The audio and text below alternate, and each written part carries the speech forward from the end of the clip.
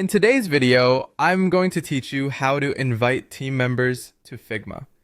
This is an essential skill for any collaborative project, ensuring that all your team members have access to your design files and can work together seamlessly. Let's get started by making sure you're logged into Figma on Chrome.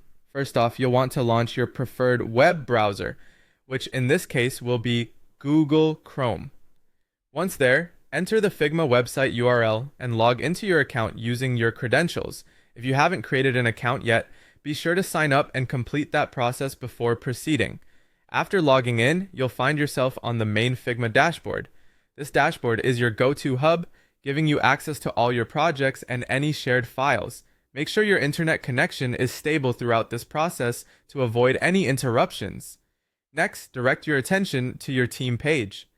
You can usually access this page from the sidebar where your team and projects are listed. If you're part of multiple teams, simply select the team you want to manage. This page serves as the central point for all team activities. Here, you can view existing collaborative projects and keep track of ongoing team tasks. It's essential to be on the correct team page to ensure that you're inviting team members to the right project space. Now look for the option to invite or add people.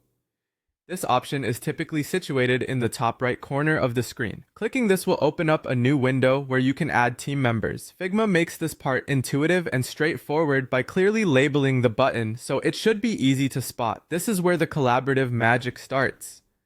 Once you're in this window, you can begin to invite your team members by entering their details.